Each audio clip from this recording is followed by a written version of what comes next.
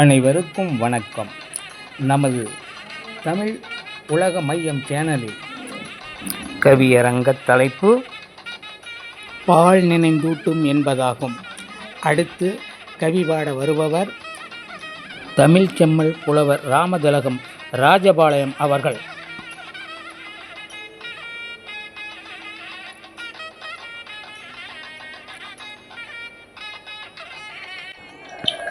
அனைவருக்கும் வணக்கம். தமிழின் பெருமை என்று கூறும் பொழுது தமிழை பற்றி கூறினால் ஒரு நா போதா, 1000 நாவு வேண்டும். ஏனென்றால் தமிழ் மொழியானது தொன்று முதிர்ந்த சூழ்களை வாணர்களாலும் அறிய முடியாத தொன்மை உடையவள் நம் தமிழ் அன்னை. அவளுக்கு புலவர்கள் சூட்டுகின்ற பாமாலைகளுள் மிக்கியிருப்பது அறமலர்களின் நறுமணமா, வர்ணனை பூக்களின் வாசமா, அகப்புற இலக்கண இலக்கியங்களின் கந்தமா, சுவை கொத்துக்களின் பரிமளமா என அறுதியிட்டு கூற முடியாத அளவிற்கு தொன்மை வாய்ந்தவள், சிறப்பு வாய்ந்தவள், மேன்மை வாய்ந்தவள். அவள் எங்கு பிறந்தால் தெரியுமா?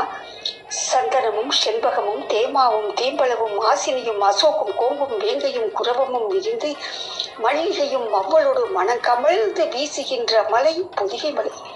சந்தன பொதிகையில் பிறந்தவள், சங்கத்திலே வளர்ந்தவள், சமய குறவர்கள் இன்னிசை அமுதூட்ட ஆழ்வார்கள் தாலாட்ட கோதை கொஞ்ச கம்பனின் கற்பக பூங்காவில் களிப்புற்றிருக்கும் என் கண்ணி தமிழே. சிங்கத்தமிழே, சங்கத்தமிழே, சித்திரை தமிழே, முத்திரை தமிழே, தீந்தமிழே, பைந்தமிழே, இன்பத் தமிழே, இளமை தமிழே, கன்னி தமிழே, காவிய தமிழே, செந்தமிழே, உயிரே, நறுந்தேனே, செயலினே, மூச்சினை உனக்களித்தேனே, நைந்தாயனில் நைந்து போக்கும் என் வாழ்வு, நன்னினை உனக்கனின் எனக்கும் தானே. தமிழ் அன்னைக்கு என் முதல் வணக்கம். தமிழ் என்று சொல்லும் பொழுது முப்பாலுக்கு அப்பாலோர் பொருளும் இல்லை. முப்பால், அறத்துப்பால், பொருள்பால், காமத்துப்பால், திருக்குறள். முப்பாலுக்கு அப்பாலோர் பொருளும் இல்லை, மூவாத சிலம்பின்றோர் கூத்துமில்லை, சிலப்பதிகாரம். தப்பாத புறமல்லால் வீரமில்லை, புறநானூறு. தளிர் போலும் அகமல்லால் காதல் இல்லை, செப்பாகி சிலையான பொருளை போல பொருளதிகாரம். திறம் கொண்டு வேர்கண்ட தமிழ் அல்லாமல் எப்போது புகழ்பாடும் மொழியே இல்லை. சாகினும் தமிழ் படித்து சாதல் வேண்டும், என் சாம்பலிலும் தமிழ் மனம் வீச வேண்டும் என்று கூறி நிறைவு செய்கிறேன். நன்றி.